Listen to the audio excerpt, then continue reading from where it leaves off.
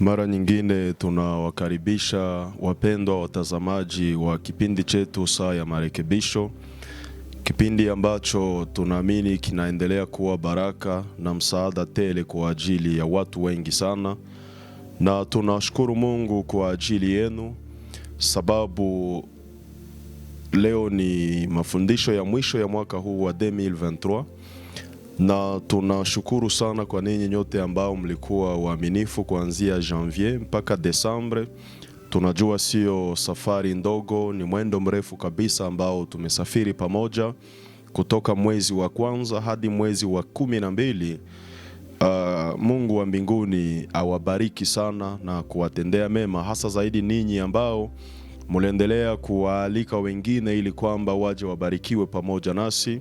Mungu awatendee mema na kuwapa mwaka unaokuja kuwa mwaka wa baraka, kuwa mwaka wa mafanikio, na hasa zaidi kuwa mwaka ambao Mungu atatuwezesha tena kufanya mambo makubwa pamoja na yeye, kusimama pamoja na yeye, kuleta mafundisho ambayo yataendelea kuwa baraka.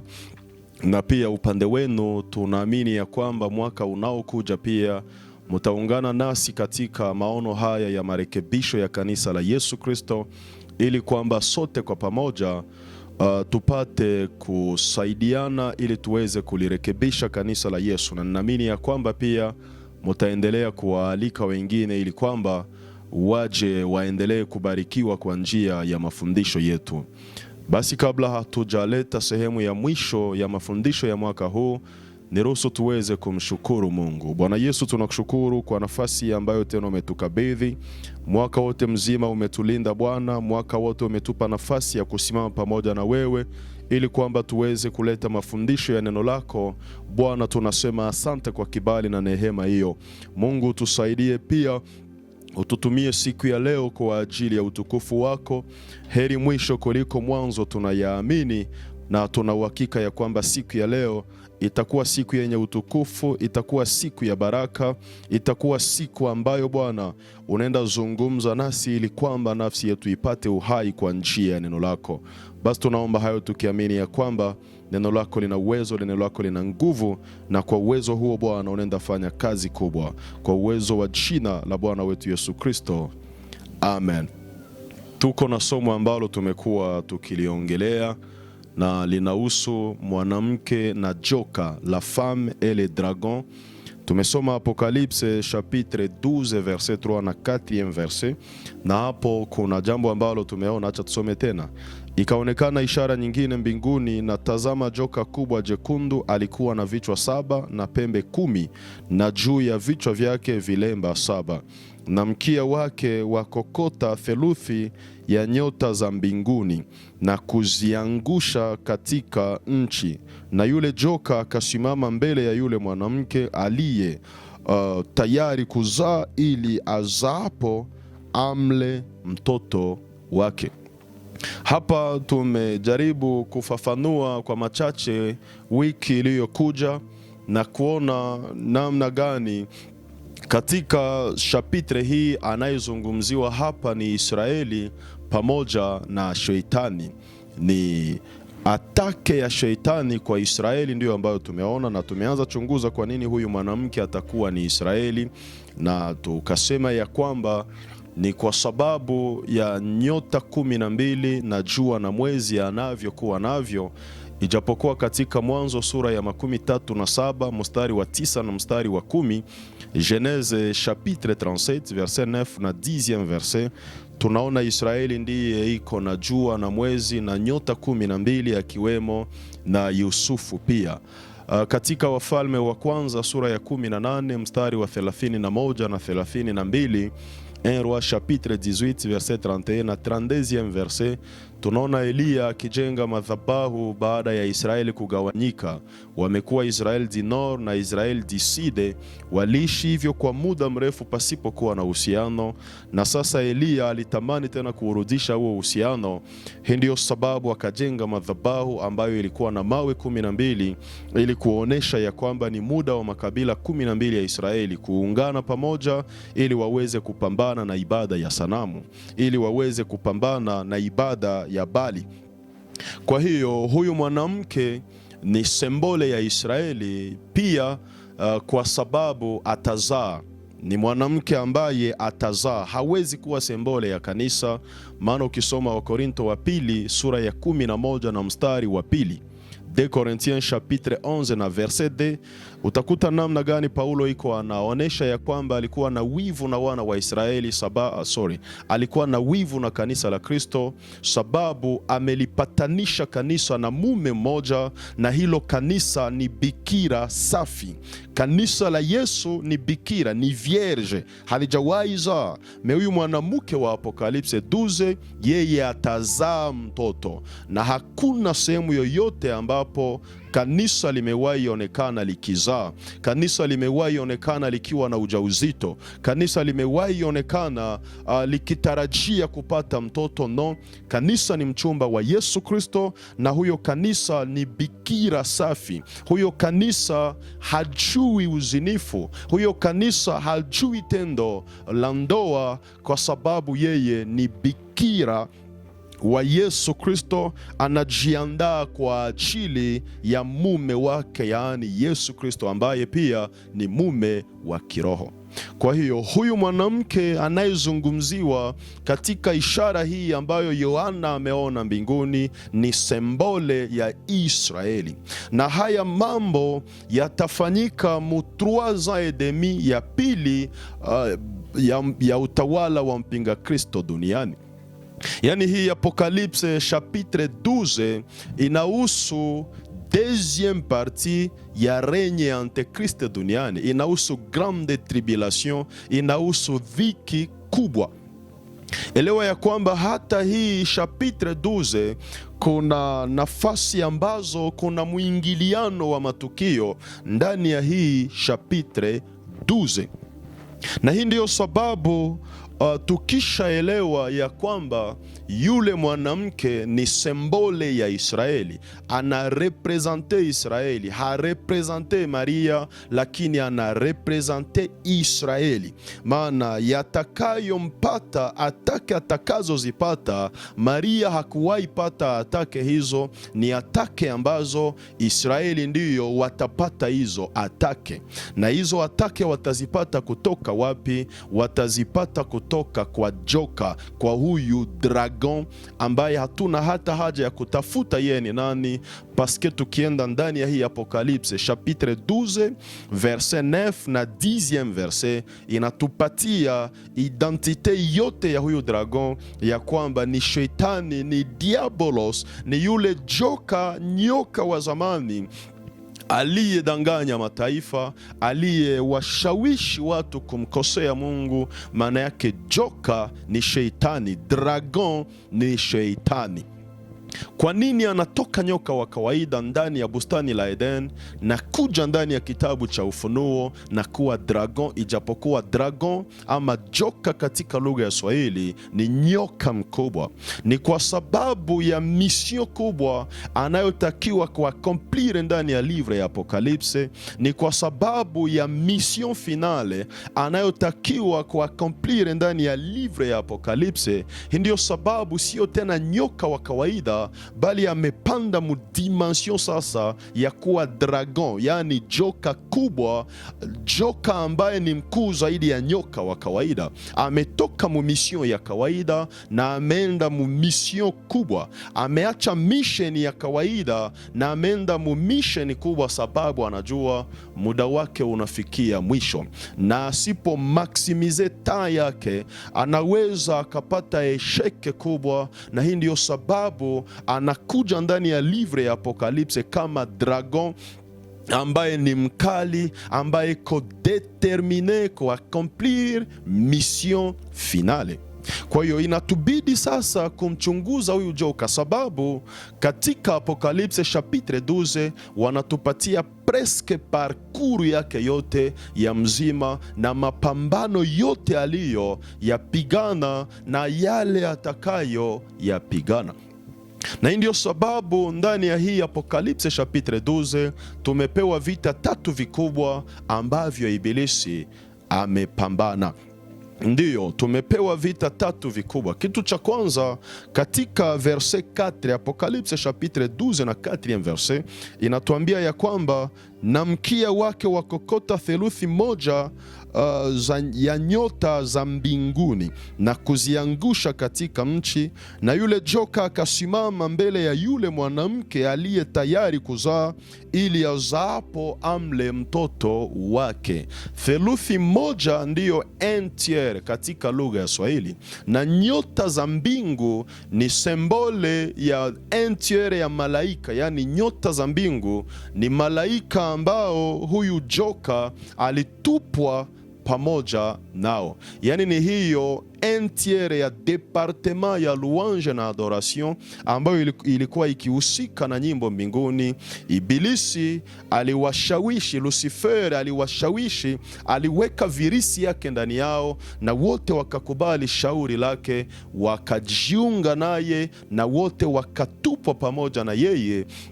Ndiyo maana Yohana anasema mkia wake unakokota un tiers ya nyota za mbingu. Kwa njia mkia wake anakokota theluthi ya nyota za mbingu, na hawa nyota anatawala pamoja nao, hawa nyota anaishi pamoja nao, anakomande hawa nyota katika mahali pa mbingu, nafasi ambapo yeye peke yake Diabolos anaishi.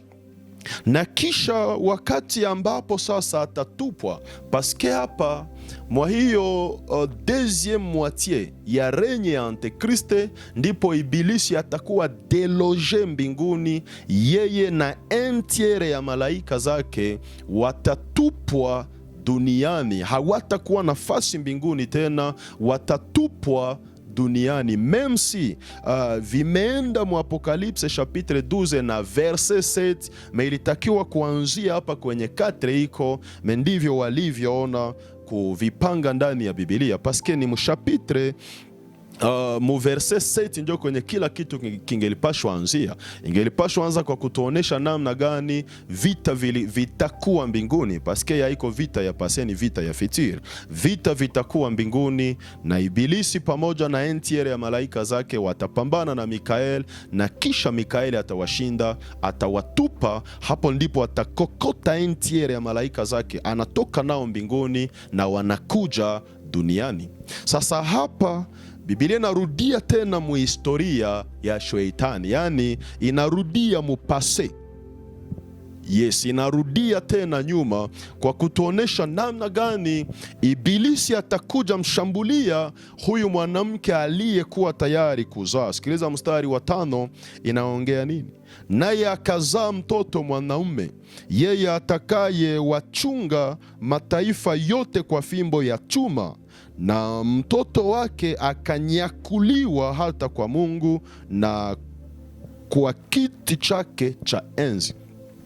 Ukisoma Apocalypse chapitre 19 verset 15 utakutana huyu mtoto ni Yesu Kristo, ni sembole ya Yesu Kristo, paske atribi zenye anapewa huyu mtoto hapa ndiyo ambazo Yesu iko nazo ndani ya Apocalypse chapitre 19 na verset 15, anapokuja kupambana vita ya Armageddon. Tumeambiwa ya kwamba ni yeye ndiye atakayechunga mataifa kwa fimbo ya chuma. Question ambayo mimi najua utaniuliza ya kwanza ni gani? Kivipi huyu mwanamke ni sembole ya Israeli meanazaa Yesu? Ndiyo, c'est parce que Yesu amezaliwa ndani ya Israeli. Yesu ni mzao wa mwanamke ambaye ndiye Israeli, ametoka ndani ya Israeli. Na hii ndiyo sababu tukirudi ndani ya Mwanzo sura ya 3 na mstari wa 15, Genese chapitre 3 na verset 15, tutagundua namna gani wakati Mungu iko anamlaani nyoka. Hapa nyoka hajaanza laaniwa, mwanamke ndiye iko analaaniwa kwa sababu ya kujiacha kukubali ushauri wa nyoka na kukataa ushauri wa mume wake. Mungu alimwambia ya kwamba ataweka wadui kati yake na nyoka, na kati ya mzao wa mwanamke na nyoka. Mzao wa mwanamke atakiponda kichwa cha nyoka, naye nyoka atamkomoa kisigino. Huyu mwanamke anayezungumziwa hapo ana tafsiri mbili.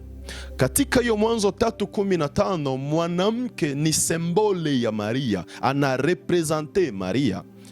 Tafsiri ya kwanza ya hilo andiko, wala haja represente Eva, sababu Eva hakuzaa mtoto ambaye ataponda kichwa cha nyoka. Hiyo ni tafsiri ya kwanza. Paske ukisoma Mwanzo sura ya 4 na mstari wa kwanza utakuta Kaini na Abel hawakuwa wazao wa mwanamke. No. Ni mwanamke ndiye aliwapa jina wote wawili, Kaini na Abel, lakini Biblia inasema naye Adam akamjua mkewe, akapata ujauzito, akazaa mtoto, mwanamke akamuita Kaini, akisema nimepata mtoto mume kutoka kwa Mungu. Yaani Kaini na Abel hawakuwa wazao wa mwanamke, walikuwa wazao wa Adam na Eva, wa Adam na Hawa. Na hawa wawili katika historia yao hawana kabisa historia ya kukiponda kichwa cha nyoka, na hii ndio sababu hilo andiko la Mwanzo 3:15 halijahusu familia ya Eva, halijahusu familia ya Adam, melilienda straight kwa Yesu Kristo ambaye ndiye mzaliwa wa mwanamke, sababu atazaliwa na mwanamke Bikira Maria peke yake pasipokuwa na mume. Na tafsiri ya pili ya hilo andiko 3:15 Mwanzo linatuonesha pia Israeli, paske Israeli ni mwanamke. Ukisoma Yeremia sura ya 3 mstari wa 3 hadi wa 9 na Ezekieli sura ya 16 mstari wa kwanza, unasoma mpaka kwenye utachokea, utagundua namna gani manabii hao wako wanatuonesha ya kwamba Israeli ni mke wa Mungu, ni mwanamke wa Mungu, ni mke aliyekuwa infidele kwa Mungu wake. Na hii ndio sababu Yesu kuzaliwa ndani ya Israeli ilituonesha picha ya mzao wa mwanamke. Yesu alizaliwa kwa njia ya mwanamke Israeli. Yesu alizaliwa kwa njia ya mwanamke Maria, na hakuwa na baba duniani. Israeli hakuwa na mume kipindi hicho ambaye angemzaa naye Yesu Kristo. Yesu alizaliwa kimiujiza kwa njia ya Israeli, sababu kumbuka, Yesu alizaliwa kipindi ambacho Ezekiel chapitre 16 ilikuwa imetimia. Mungu alikuwa akizungumzia divorce kati ya Israeli na yeye, na kipindi ambacho pamekuwa rupture kati ya relation na Mungu na Israeli ndio kipindi ambacho Yesu Kristo alizaliwa.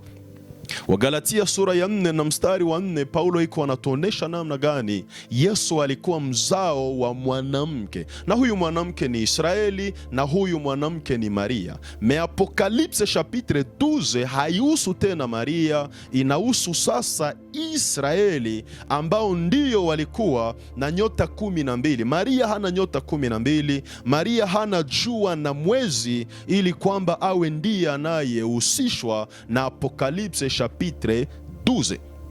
Sasa mtoto alikuwa tayari kuzaliwa, joka akaja kumshambulia, joka akaja kumwatake. Na hii haitupatie tu kipindi Yesu anazaliwa, no, inatupatia mashambulizi, atake 3 ambazo shetani alimwatake Yesu katika mwili wa ubinadamu. Atake ya joka kwa mtoto anayezaliwa inasembolize atake 3 ambazo shetani alimwatake Yesu kuanzia kuzaliwa hadi kufa kwake msalabani. Paske atake ya kwanza ya shetani ilipitia kwa Herode. Ama shetani alikuwa na atake 3 ambazo, ya kwanza aliatake kuzaliwa kwa Yesu, ya pili akaatake ministeri ya Yesu, na ya 3 akaatake kifo cha Yesu Kristo. Hizo ndizo atake 3 ambazo joka alimshambulia mtoto ili apate kumumeza, na katika hizo atake zote hakuwahi rehisiri. Nikisema kuzaliwa, ministeri na kifo cha Yesu, nini mimi namaanisha? Matthieu chapitre 2 verset 13 mpaka 18 verset.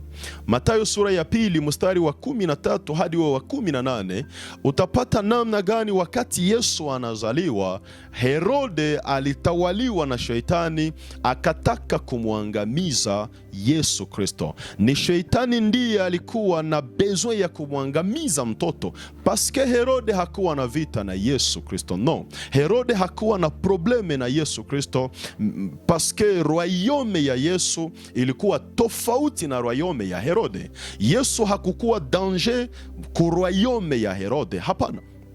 Siku zote alizoishi Yesu aliishi mroyaume ya Herode na hakuwahi kuwa na vita na Herode.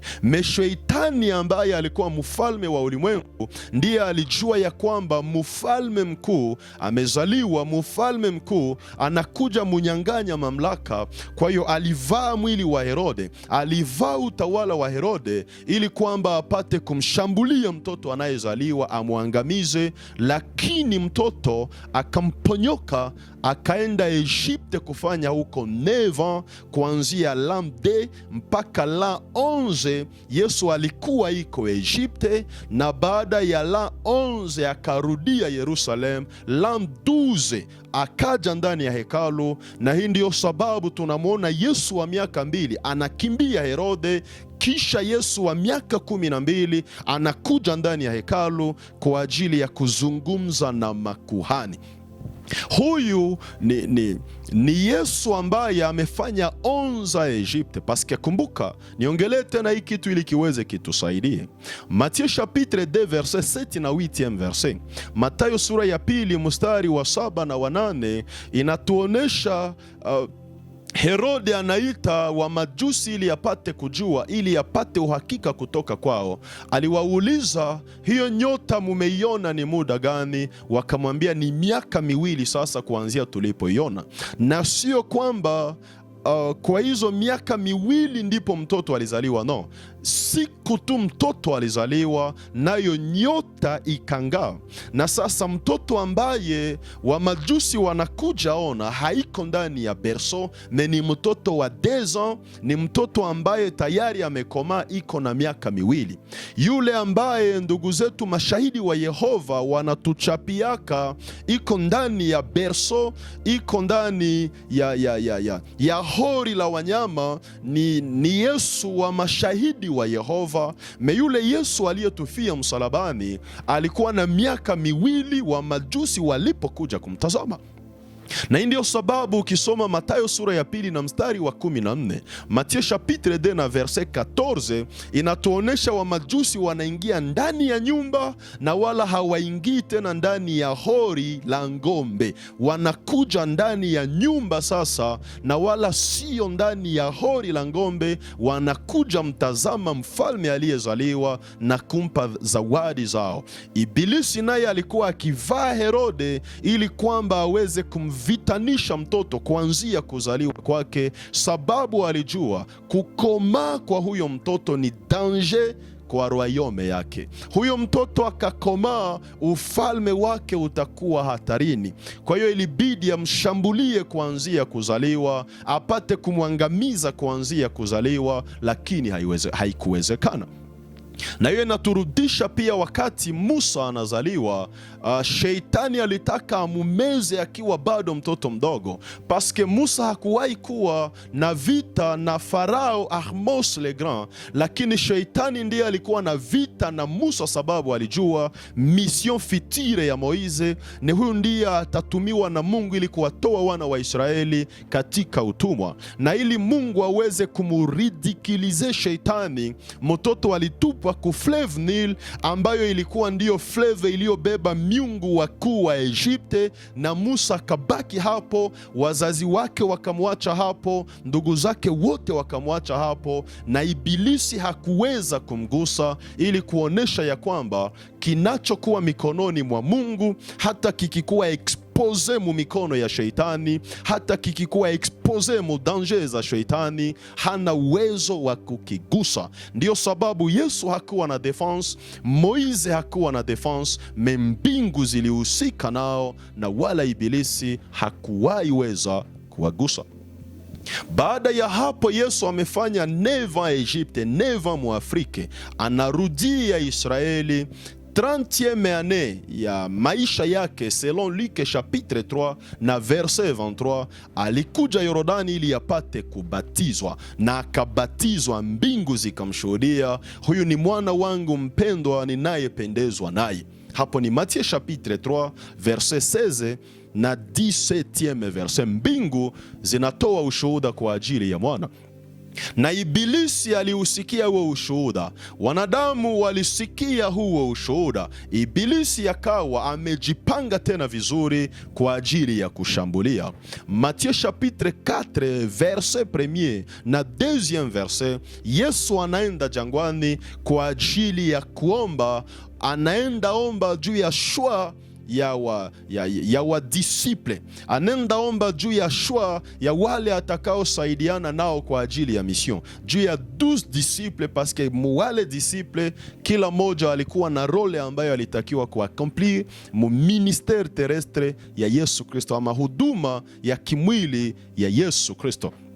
Ilimgharimu Yesu 40 jours et 40 nuits, siku 40. Yesu iko anaomba, Yesu iko anaongea na Baba kwa ajili ya huduma yake, kwa ajili ya uchaguzi wa wafuasi wake. Ibilisi anakaa quelque part, iko anasubiri Yesu amalize tu habari za kuomba na yeye aingie musene. Na verset 3 ya Matthieu chapitre 4, wakati Yesu anamaliza priere, kila kitu kimekaa vizuri, ameongea na Baba, wamepanga na Baba, Ibilisi akamtokea ili aweze kumudetruire, ili aweze kumuharibu. Alishindwa muua kimwili kwa njia ya Herode, sasa anakuja muua kiroho kwa njia ya vitu ambavyo Yesu anavihitaji katika mwili.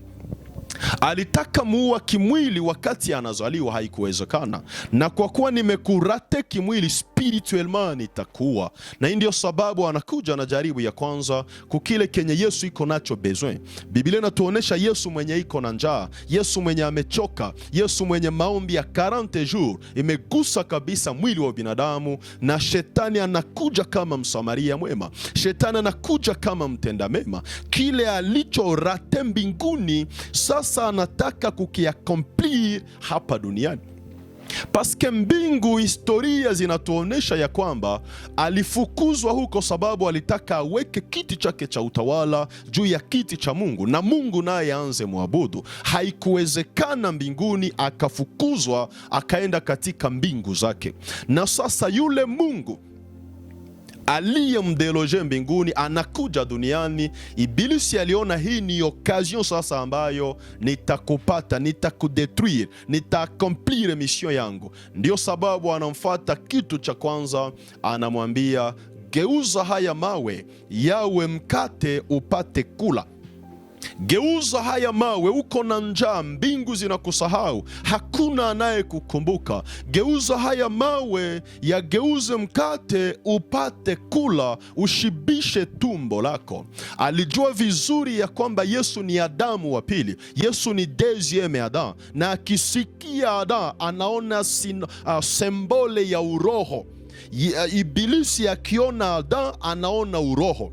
Alijua vizuri ya kwamba niliwahi pata couple ya Adam wa kwanza kwa njia ya chakula. Niliwaonesha uzuri wa chakula, wakaasi neno la Mungu, wakakubali kula hicho ambacho nimewaonesha, Mungu akawafukuza. Adam wa pili naye iko mu position ya faiblesse na kuja na proposition ya chakula. Adam wa kwanza alidesobeire neno la Mungu kwa ajili ya chakula. Adam wa pili alikuja msimamisha yule wa kwanza, akashinda jaribu la chakula kwa kutumia neno la Mungu. Wa kwanza aliasi neno la Mungu kwa ajili ya chakula, wa pili akashinda jaribu ya chakula kwa kutumia neno. Kile ambacho wa kwanza aliasi, wa pili alikitumia kama silaha ya kudetruire adui. Ndio sababu verset 4 ya Matthieu chapitre 4, Yesu anamjibia, imeandikwa, mtu hataishi kwa mkate tu bali kwa kila kila neno, liwe nzuri, liwe mbaya, liwe chungu, liwe lenye kueleweka, lisiloeleweka, likitoka tu kinywani mwa Mungu lina uzima. Mtu hataishi kwa mkate tu, bali ataishi kwa kila neno analosema Mungu. Sitakiona hali niko ndani sai, niko mu position ya faiblesse, niko na njaa. Uhai wangu hautengenezwe na mikate, hautengenezwi na chakula, unatengenezwa na hicho alichosema Baba. Kuna yale ambayo nimezungumza na Baba kwa huu muda wa siku 40, kuna kitu nimesema na Baba, na hicho ndicho kinatengeneza uhai wangu. Hata asiponipa mikate, hata asiponipa chakula, hata asiponipa hicho ambacho ananipropose, kile ambacho ameniongelesha ndicho kinauchukua uhai wangu. Na sasa Ibilisi hakuchoka. Paske kumbuka, Ibilisi alikuwa mujakete ya mtenda mema, mjakete ya mtu mzuri, mujakete yake ya unafiki ambayo alizoelea. Ibilisi alikuwa ndani ya jakete yake ya mtenda mema, alikuwa amevaa kostime ya mtenda mema. Paske kumbuka, aliharibu ulimwengu kwa ignorance ama imprudence ya Adamu na Eva, ambao walimufikiria ni kiumbe kizuri ambaye amewaonea huruma. Ndio sababu alikuja kwao kuwaonesha ya kwamba Mungu amewakosea sana kwa kuwaima matunda ya mti wa ujuzi wa mema na mabaya, na wao wakakubaliana naye, wakafanya hicho alichowaambia. Question ambayo mie peke mimi najiuliza ni gani? Palikuwa dhambi gani Yesu akageuza mawe hayo na kuyafanya kuwa mkate? Sio shetani ndio atayakula, hawatatumia ye na shetani mkate hizo, ni ye ndiye atatumia mikate hizo. Me Yesu alikataa juu ya de raisons za maana. Raison ya kwanza alikataa ni kwa sababu hakukuja duniani ili kupewa maagizo ya shetani apate kuyatekeleza. Yani provenance ya hicho ambacho angelikula ingelikuwa mbaya. Shetani ndiye angelikuwa kwa kutengeneza mawe yanakuwa mikate, angelikuwa amemtii shetani. Ijapokuwa hakuja duniani kwa ajili ya kumtii shetani, alikuja duniani kwa ajili ya kumtii Baba. Mungu pekee, Mungu Baba peke yake ndiye alikuwa na neno la kusema, na mwana akatii. Hakuna mwanadamu ambaye angeliweza sema na Yesu wakati, wala shetani hakuwa na uwezo wa kusema na Yesu wakati. Ni Baba peke yake alikuja timiza mapenzi ya Baba. Raison ya pili, priere ya 40 jours ya Yesu haikukuwa kwa ajili ya kushibisha tumbo yake. Yesu hakuja duniani kwa ajili ya faida yake mwenyewe, alikuja duniani kwa ajili ya faida ya wengine. Hii ndio sababu hatatumia nguvu za kiroho alizokuwa nazo kwa ajili ya kujishibisha yeye mwenyewe, paske haiko ndio vyenyewe vilimuleta duniani. Deja Ibilisi ameeshue sababu Yesu hakuwa egoiste ambaye aliangalia faida zake, na Yesu alikuwa kwanza anaangalia source ya provenance ya hicho ambacho anatakiwa kufanya. Alikataa proposition ya shetani na akamwambia Ibilisi, mtu hataishi kwa mkate tu, bali ataishi kwa kila neno analolisema Mungu. Ibilisi hakuchoka, alikuwa na mission ambayo alitakiwa kuakomplir. Kitu cha pili, akaenda kugusa sehemu nyingine, paske unajua kwanza mwili Yesu ameushinda, mikate ya kimwili ameishinda. Ibilisi alimubeba kote gloire, sasa akamuinua sehemu iliyo, akambeba sehemu iliyoinuliwa. Ibilisi njo anambeba Yesu, sio Yesu anabeba Ibilisi. Ni shetani ndiye anambeba Yesu sehemu iliyoinuliwa, akamwambia jitupe, naye ataagiza malaika zake waje wakuchukue usije ukajikwaa. Jitupe, naye ataagiza malaika zake waje wakuchukue. Deja amekomprendre ya kwamba Yesu amemshinda na andiko, na yeye sasa anakuja ndani ya andiko. Yes, na andiko ambalo shetani anatumia ni gani? Ni Psaume chapitre 91 verset 11 na 12e verset. Sauf que Ibilisi analitafsiria vibaya. Psalm 91:12 haisemi ya kwamba jitupe, me inasema jaribu likija kwako, mabaya yakija kwako, atakulinda ili kwamba usije ukajikwaa. Ibilisi anageuza hicho ambacho kimesemeka huko, anakipatia tafsiri nyingine, sababu anamwambia Yesu jitupe kwa kuwa imeandikwa. Kubali ya kwamba imeandikwa, ujitupe, tuone kama yaliyoandikwa ni ya kweli. Jitupe ili tuone ya kwamba hizo maandiko ambazo umesema ni za kweli, zinaweza zikakusaidia. Na Yesu akamjibu, we usimjaribu Bwana Mungu wako. Kumjaribu Bwana Mungu maana yake nini? Ni kumtaka Mungu atende kenye yeye hakusema. Unatafsiria kwanza vibaya alichosema, na kisha unataka atimize ndio tafsiri yako mbaya. Hapo uko unamjaribu Mungu. Paske Psalm 91:11-12 haijasema kama ukijitupa, no, na inasema jaribu njo ikikufata, jaribu inakuja kwako. Weye peke ukijitupa Yesu, utavunjika. Mejaribu likija kwako, atalinda mifupa yako ili isipate kuvunjika. Asa Ibilisi hakutaka kutafsiri kabisa uzuri wa andiko, meakalitrike kidogo. Na unajua force ya shetani ni kutrike maandiko. Kanisa leo linapotelea wapi? Linapotelea mutafsiri mbaya ya maandiko. Wanaopotosha kanisa wana mabibilia, na wengine hata wana mabibilia za share. Kuna mtu ambaye nimewahi ona iko na bibilia ya $800. Imagine bibilia ya $800. Nilikuwa na envie niiguse tu nione kama iko na dhahabu ama iko inadondosha mafuta, na kweli akanipa. Nilipofungua hivi nikakomprendre kama ina merite hizo pesa, na akaniambia hakuiuzia kama Afrika, aliuzia nje ya Afrika. Iko na kila kitu kinachohitajika ili kufungua macho ya mwanadamu na kumpa ujuzi unaofaa. Meukisikia vyenye huyu ndugu mwenye kona hiyo Biblia alikuwa iko anafundisha, unajiuliza hiyo Biblia inamsaidia nini? Hata ukiwa na Biblia ya shere namna gani, pasipokuwa na roho utatafsiri maandiko vibaya. Paske tafsiri ya maandiko zina tafsiri mbili. Kuna tafsiri ya mwanadamu, anatafsiria maandiko namna anavyopenda peke yake, na kuna tafsiri ya roho ambaye peke yake anatafsiri maandiko kwa njia ya mwanadamu. Tafsiri ya mwanadamu ni pale kote ambapo unaenda tafsiria maandiko ili watu wakukubali. Unaenda tafsiria maandiko ili kuatendre objektife yako. Unaenda tafsiria maandiko ili uwape watu kile ambacho unataka kuwapa. Na hapo ndipo utakuta wahubiri wengi alishaka kuwa na bekie zake za kutembelea. Iko na maandiko zake ambazo akijikuta mauditware fulani alishaka jua ndaleta hii na watu wataruka na pesa zitaingia.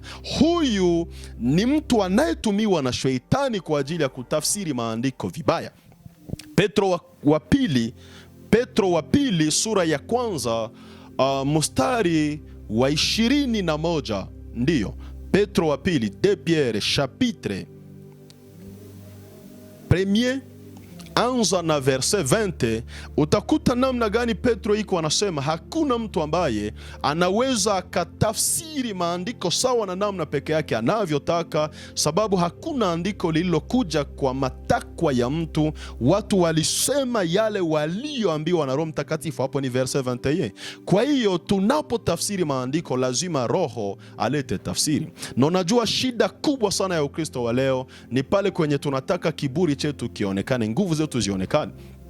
Ijulikane kama mwalimu Uriel ni mwalimu wa maprofondeur. Ijulikane ya kwamba mwalimu Uriel haiko mwalimu wa kawaida. Utasemesha maandiko na vyenye maandiko haina amvi ya kusema. Utatafsiri maandiko selon desire ya shetani. Utageuza ukweli wa maandiko juu watu waitike kama uko mwalimu wa profondeur. Na ikifika wakati ambapo inabidi uexplike Biblia na simplicite, uexplike Biblia namna ilivyo, watasema hauna profondeur, ungaliki haujakomaa kabisa, haujakuwa mtu wa maprofondeur. Paske leo ignorance inayotukula, tunajua kwamba profondeur ni kusemesha Biblia uongo. Hiyo ndio profondeur, bila kujua ya kwamba ni strategy ya shetani ili aweze kukokota generation yenye iko inapanda na kuwafanya watupe tafsiri ya Biblia na wakamate tafsiri ya shetani ya kutrike maandiko. Ndiyo, na ukumbuke Petro wa pili sura ya 3 mstari wa 15 na wa 16.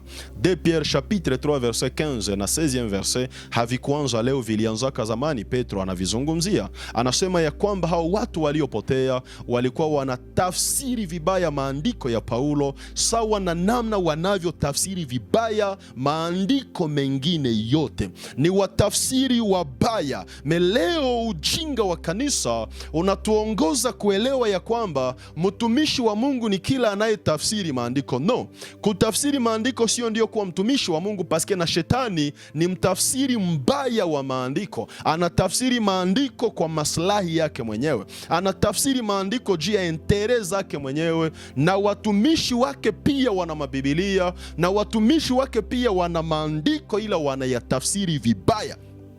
Ukitaka elewa hicho ninachozungumza, wende kumihazara za Waislamu, usikie namna wanavyo tordre maandiko, usikie namna wanavyo sulubisha maandiko. Anasoma Biblia, anaitafsiri Kiislamu. Wende kwa ndugu zetu wa madini mbalimbali, utagundua namna wanavyo sulubisha maandiko kwa kuyapa tafsiri wanayopenda wao peke yao. Na ndivyo inavyokuwa katika Ukristo. Yesu akamshinda na kumwambia, imeandikwa tena, we Shetani, usimjaribu Bwana Mungu wako. Kumjaribu Bwana Mungu, tafsiri yake ya pili ni gani? Ni kumtaka Mungu afanye kitu ambacho una uwezo mwenyewe ya kufanya. Mungu amekupa akili, amekupa servo, amekupa hali inayokuwa tofauti na ya mnyama, ili kwamba vitu vingine uvifanye peke yako bila kumsumbua Mungu. Raison ya siye kuwa na servo ni nini? Ni kwa sababu servo zetu, ubongo wetu, uwe unatumika katika mambo mengine ambayo yanahitaji akili, na pale kwenye akili inachoka, tumuhitaji Mungu. Paske tuko na besoin ya Mungu, ni pale kwenye akili zetu zinachoka. Akili zetu hazitumike, Mungu ana intervenir. Me kwenye akili zetu zinaweza zikatumika, tukitaka Mungu a intervenir, hapo tunamjaribu. Kuna wakati tunaugua magonjwa ambayo Panado inaweza ikatunza. Unaingia mu maombi, baba no, kunywa Panado, njoo akili ambayo Mungu amekupatia. Kuna vitu ambavyo inabidi utumie akili. Vitu vya akili ukiingia ndani ya maombi, uko unamjaribu Mungu. Na hapo ndipo 1 Corinthiens chapitre 14 na verset 15 katuonesha ya kwamba kama tukiomba kwa akili, kama tukiomba kwa roho, tutaomba na kwa akili. Kama tukiimba kwa roho, tutaimba pia na kwa akili. Maana yake nini? Ni wakati ambapo tuko tunaomba, tuko kiroho kabisa, tuko connected, tutakumbuka kufunga mlango na kufungua mlango ni akili, sio revelation. Mustike akiningata na niko mi naomba, nitafungua macho na mpiga huyo mustike na mi namuua. Ndiyo, mbu mi namuua sababu ni akili. Ameniumiza na mie mi namuua, na mi naendelesha, baba huko mwema, menisha uwa mustike. Yani roho na akili vyote vinatembea pamoja, kila kimoja kinafanya yaliyo yake. Leo ujinga ambao unatutawala, vitu vya kutumia akili tunatumia roho. Na hii ndio sababu tuko tunaorganize mikutano za kuombea nchi ya Kongo, ijapokuwa nchi ya Kongo haina besoin ya maombi. Haiko maombi njo itaokoa nchi ya Kongo, haiko maombi njo itamaliza vita vya Kongo, haiko maombi njo italeta solution ku probleme za Kongo. Me probleme za Kongo zitapata solution na akili ya Wakongomani. Hakuna nation mudunia imewahi jidevelope na maombi. Nation zote zenye ziko develope zilitumikishaka vichwa vya viongozi, vichwa vya wenyeji wa hiyo taifa, wakapata solution kwa matatizo yao. Siku Mungu ataruhusu wachawi wanaoinua maombi na kuwa akili waishe ndani ya nchi ya Kongo, Kongo itapataka solution kwa matatizo yake. Paske leo ni tatizo kidogo, tuandae mkutano juu ya kuombea nchi. Na huo mkutano ukiangalia vizuri, objectif principal ni franga. Wanatamani franga, me wanaongoza kondoo zisizokuwa na elimu waende waombe ili Mungu wasaidie nchi ya Kongo. Na tuko tunaomba sana, tunapigwa sana, ni kwa sababu vichwa vyetu havitumike sawa na namna vinavyotakiwa kutumika. Kumjaribu Mungu ni kumtaka Mungu afanye kile ambacho unaweza weza fanya. Manake Waafrike siye njo tunaishi maisha ya kweli ya kumjaribu Mungu. Paske kitu ambacho unakuwa na uwezo, mwanamke ambaye uko na uwezo wa kumchagua, unaingia mu maombi, Baba nipe mwanamke, Baba nipe mwanamke, uko unamjaribu Mungu. Mwanamke wanamchaguaka na kisha unampresente kwa Mungu. Deuteronome chapitre 10 na verset 4. Kusudi Mungu aandike juu aandike sheria, aandike amri 10, hakumuchaguliaka Musa mbao yenye atakata. Ni Musa alichagua Musa alichagua mbao. Unajua vitu vinapita mpaka siweze tena sema vizuri. Alichagua mbao, akaichonga, akaibebea Mungu, Mungu akaandika juu yake. Kuna vitu vingine tunachagua, tunabebea Mungu, kile ambacho tumechagua anapiga muhuri wala anakataa. Meangalia vizuri wale wote ambao wanaambiaka Baba nichagulie, Mungu nichagulie, wanaowaka vibaya sana. Ndio maana unyumba za mubaya sana mudunia ni za watumishi wa Mungu wa kiroho, ni za watu wa vyumba vya maombi. Paske akili itumikake roho njo anatumikaka, na roho njo atakuchaguliaka mwanamke, na tendo ya kwanza utafanya itakuwa ni roho niongoze Baba. Wanafanyaka namna gani? No, inabidi akili tumike vya akili na roho atumike vya roho. Nafikiri hilo linaeleweka vizuri. Yesu alikataa hata mjaribu Baba, hakujitupa. Ibilisi akaenda sa mu raison yake ya kumtante. Hii njo ilikuwa raison ya kukuja tante Yesu. Hakukuyaka geuza majiwe jitupe, no. Vile ilikuwa ni fason ya kumchokonoa aone kama atashikika. Akamwambia, akambeba mahali palipoinuliwa, akamwonesha milki ya ulimwengu, utukufu wa ulimwengu, utajiri, kila kitu cha ulimwengu. Akamwambia niabudu. Kama ukiniabudu, hivi vyote nitavikupatia. Manake umeanzia huku kote juu tu ufike pale kwenye utasema wa kuabudu. Kumbuka alifukuzwa mbinguni, selon historia, ni jua alitaka na Mungu amwabudu. Asa umevaa mwili uko mu position ya faiblesse, utaniabudia mu position ya faiblesse. Hakuelewa ya kwamba ata pale kwenye Mungu iko mu position ya faiblesse, iko foro kuzidia shetani. Faiblesse ya Mungu inazidia force ya shetani. Faiblesse ya Mungu inazidia nguvu za shetani. Yesu alikuwa mu position ya faiblesse, na shetani akajua hapa utaniabudu. Ulikatalaka niabudia mbinguni kwenye ulikuwa entouré na malaika zako. Ulikatalaka niabudia mbinguni kwenye kikosi chote kilikuwa kinakuzunguka. Utaniabudu hapa juu kwa position ya faiblesse. Yesu akamwambia imeandikwa tena, utamwabudu Mungu na kumtumikia yeye peke yake. Ibilisi akamwacha akaondoka zake. Vita vya pili akawa amevishindwa. Alishindwa kumwangamiza kimwili, akamfuata kiroho. Majaribu 3 zikashindikana. Ibilisi alijua vizuri ya kwamba mwanadamu yote mwenye mwili anakuwaka faible mbele ya gloire. Sasa alimpropose, hivi vyote nitavikupatia ukiniabudu tu, nitakupa vyote. Ufalme wote wa dunia ni wako. Alikuwa kweli anamfikiria Yesu vibaya. Paske alijua Yesu alikuwa juu ya royaume, alikuwa tafuta royaume. Me haiko ile royaume yenye shetani alimuoneshaka njo yenye alikuwa tafuta. Me royaume yenye yepeke shetani alikuwa amejifanya roi wayo, njo yenye Bwana Yesu alikuja tafuta. Yesu akakataa pirate paske alikuwa anajua original inafanana namna gani. Leo ibilisi iko anateka watumishi wa Mungu, c'est paske iko anapresente wengi pirate, wanafurahia pirate, wanatupa originale. Na ukumbuke kipindi cha Adamu ilikuwa hivyo hivyo. Mutakuwa sawa na Mungu alorke walikuwa wa Mungu. Wakakataa originale, wakachukua pirate. Kitu chote ambacho kitatokaka mu mikono ya shetani, hata kiwe na grife na marke za namna gani, elewa ya kwamba ni pirate. Chote ambacho shetani atakupatiaka ni pirate. Anapanaka gloire, ni gloire ya pirate. Kila anachopana hakina utukufu. Kila ambacho utatosha kwa shetani ni pirate. utakuwa unagundua watumishi wa shetani kwa njia hii. Mtu yeyote ambaye atakufundisha mafundisho ya recuperation, ni muda wa kwenda recupere etwale zetu kwa shetani, toka hapo na uko unakimbia, usiangalie nyuma.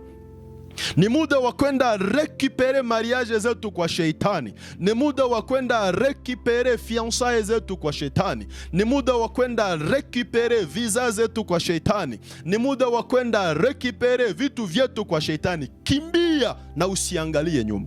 Kitu chote ambacho ta recupere kwa shetani ni kichafu. Shetani yeye peke ni mchafu. Ni kama hivyo wanakuambia wende urecupere mariage yako mutualete, wende urekipere watoto wako mutualete, wende urekipere richesse yako mutualete, wende urekipere vitu vyako mutualete. Itabidi uingie ndani ya hiyo toalete ili kwamba utoe vitu vichafu ndani ya hiyo toalete. Watu kama na hao ni waemiseur wa shetani, ni wajumbe wa shetani wanaotengeneza maneno yao vizuri kwa watu wasioelimika ili waweze kuwaunganisha na shetani. Ndiyo sababu Yesu alikataa royaume yenye shetani alimupropose. Yesu alikataa gloire yenye shetani alimupropose. Juu alijua ukimwabudu shetani unaacha kumwabudu Mungu na unaacha kumtumikia Mungu. Nataka nizungumze na watumishi ambao bado hawajamwabudu shetani kwa ajili ya gloire ya pirate.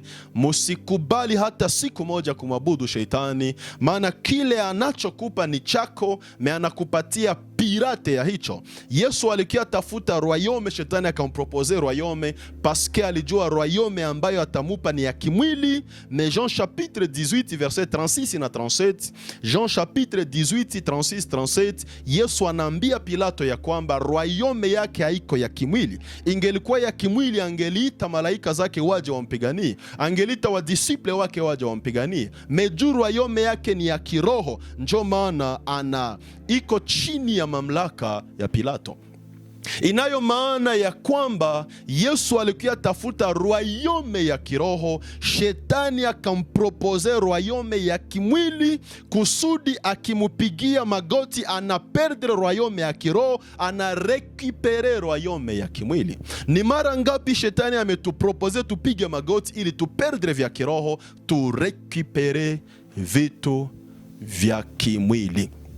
Lakini hatutakiwe kukubali hayo, lakini tunatakiwa kukataa hayo, sababu royaume spirituel ni ya maana zaidi ya royaume physique. Hapo ni mara ya pili Ibilisi anatante kumumeza mtoto, lakini anashindwa, vinamushinda. Mara ya tatu anatante kumumeza mtoto Yesu Kristo, ni wakati ambapo Yesu alikuwa tayari kwenda kufa msalabani. Hapa Ibilisi alitaka reisir. Parce que ukisoma Mark chapitre 14 verset 34 na 35, unasoma Luc chapitre 22, Luka chapitre 22 verset 42 mpaka verset 44, utakutana namna gani Yesu yuko Getsemani. Ibilisi anakuja kumjaribu, yule ambaye ndani ya Jean chapitre 13 na verset 2 alivala mwili wa Yuda kusudi Yuda aweze kumsaliti Yesu. Yuda anamsaliti Yesu. Kwanza ava Yuda hajakuja kumsaliti Yesu. Yesu iko Getsemani, anaona image filme ya souffrance yote yenye anaenda pitia kumsalaba, guerre finale yake katika mwili. Karudia kaambia Baba, tu changer plan, ikiwezekana tutoke ndani ya plan A na tuingie ndani ya plan B. Plan B ni ya wanadamu. Mwanadamu njo anakuwaka na plan B. Mungu hakuwaki na plan B. Kile ambacho Mungu amepanga njo originale. Kama Mungu amepanga hivi, hicho ndicho originale. Na ikifika wakati ambapo unamtaka Mungu atoke mu plan yake aingie mu plan B, ile nye wewe unampropose, elewa ya kwamba deja uko na probleme ya mfalme Hezekia. Ndani ya Derwa chapitre 20 verset 2 kwenda mpaka kwenye utachokea, Mungu anatuma Isaya na plan A, wende uambie Hezekia atakufa, hana mtoto mwanaume ndani ya familia yake, hao mabinti anaokuwa nao awagawie utajiri, agawanye ufalme, apange ufalme wake, sababu hiyo chipu itamuua. Hezekia anamtoa Mungu mupla yake, anambeba muplan B. Kumbuka yale ambayo Mungu nimefanya, baba yangu amedetruire nimedestruire temple, nimeireconstruire tena. 14 ans ya renye, nikikufa leo watajua ya kwamba ni Bali ndiye amenipiga. Mungu akamutuma nabii Isaya na plan B, wende umwambie mtumishi wangu hata kufa na nimemwongezea 15 ya kuishi. Mfalme Hezekia aliselebre, mfalme alifurahi sababu alijua amereisire kuchanger plan ya Mungu, akamuingiza mu plan B. Me ukienda muderu wa chapitre 21 utakuta Manase anazaliwa mu deuxième année ya renye ya Hezekia, na huyu Manase ndiye mfalme mubaya wa wabaya ambaye Mungu alikuwa amemwona akataka Hezekia akufe après 14 ans ya renye. Me Hezekia akaenda mpaka 29 ans, Manase akazaliwa, na Manase alipozaliwa aliharibu kabisa kila ambacho baba yake alifanya. Huu ndiye alimuua nabii Isaya. Huu ndiye alifanya kazi zibaya sana, kupasua wanawake tumbo na kuondosha watoto ndani, akawaua wakiwa bado hai. Inayo maana ya kwamba Yesu naye aliona hivyo, akaambia Baba, ikiwezekana tuache yale ambayo tumepanga, kikombe hiki kiniepukie, lakini usifanye sawa na plan yangu. Rudia mupla yako kama ndiyo tu ambayo inakupendeza. Usifanye sawa na matakwa yangu, mapenzi yako ndiyo ifanyike. Alirudia tena mupla ya baba, alirudia tena mpango wa baba, na baba akamwongoza mpaka msalaba, akakunywa kikombe chake. Ibilisi akawa ameshindwa, sheitani akawa ameshindwa vita vya kumeza mtoto. Minahitimisha sababu lazima hii somo niachane nayo siku ya leo. Hapo Apocalypse chapitre 12 verset 5, mtoto ameshindwa kuuawa, akanyakuliwa mpaka mbinguni. Ni wakati shetani ameshindwa, Yesu alirudia mbinguni, mahali ambapo anaishi milele na anatawala. Wakati ibilisi ameona ameshindwa mtoto, alikuja na deuxième guerre ya kuja kumshambulia mwanamke. Apocalypse chapitre 12 verset 6, yule mwanamke akakimbilia nyikani ambapo ana mahali palipotengenezwa na Mungu ili wamlishe huko muda wa siku 1206, 1260 jours.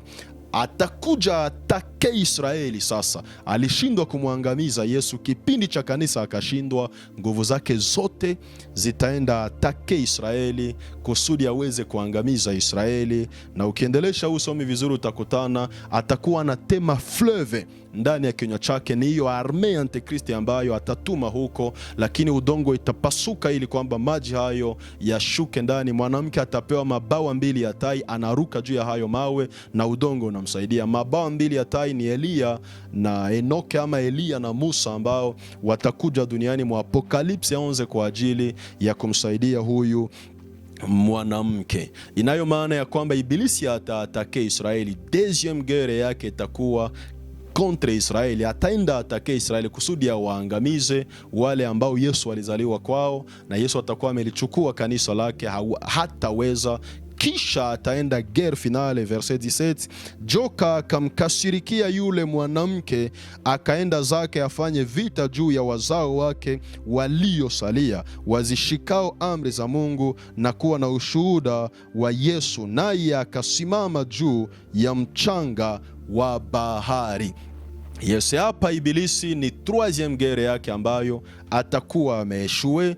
Muda wangu unaishia kabisa kikamilifu, sina muda ya kuexplicate troisième guerre. Yawezekana mu 2024 tutakutana naka ili tuweze kuleta tafsiri ya hii troisième guerre. Gere ya kwanza aliatake mtoto, gere ya pili akaatake mwanamke, gere ya tatu akaatake masalio ya yule mwanamke, na wote alikuwa anawashindwa. Sauf que hapa hawatuambie nini kilichoendelea mu hii troisième guerre, na nina uhakika ya kwamba Bwana atakapotupa nafasi tutaiongelea mwisho ya mwaka ya 2024, kama Bwana atatupa hiyo nafasi ya kukumbuka kufundisha hii troisième guerre, au mahali pengine tu katika maseminari ambazo tutafanya mwaka wa 2024. Somo ya mwanamke na joka inahusu Israeli na dragon, inatuonesha parcours ya gere za dragon na zote alikuwa anazishindwa. Na conclure kwa kukueleza ya kwamba Shetani hakuanzaka esheke leo na hata jifundishia victoire ndani ya maisha yako, no. Shetani iko destine kushindwa, na siku zote inabidi tumwachie hiyo destin yake ya kushindwa iendelee kumuvaa siku zote. Victoire anazozipata ni sio tunazimpatiaka, memu parcours ya shetani ni esprit ya kushindwa siku zote, na kusudi hiyo esprit endelee kushindwa, lazima tuwe na esprit ya Mungu inayofanya kazi ndani yetu, ili kwamba iendelee kuaneantir puissance na kazi zote za shetani. Mungu wa mbinguni awabariki, Mungu wa mbinguni awatendee mema. Ninawatakia sherehe nzuri ya sikukuu za kumaliza mwaka, na katika mwaka wa 2024 tuongeze tena bidii yetu katika kumtumikia Mungu. Acha tupate kumshukuru. Bwana Yesu, tunasema asante kwa nafasi hii nzuri, kwa muda huu ambao umetukabidhi, ili kwamba Baba tuweze kuyaleta mafundisho ya neno lako. Uheshimiwe milele, utukuzwe Baba, kwa sababu ya yale yote ambayo umeyafanya, yatakayoendelea kurudishia utukufu. Neno hili Baba ulisambaze ndani ya mioyo ya watoto wako, ili kwamba lipate kuzaa matunda katika ufalme wako, kwa uwezo wa jina la Yesu Kristo. Amen. Na Mungu wa mbinguni azidi kuwatendea mema.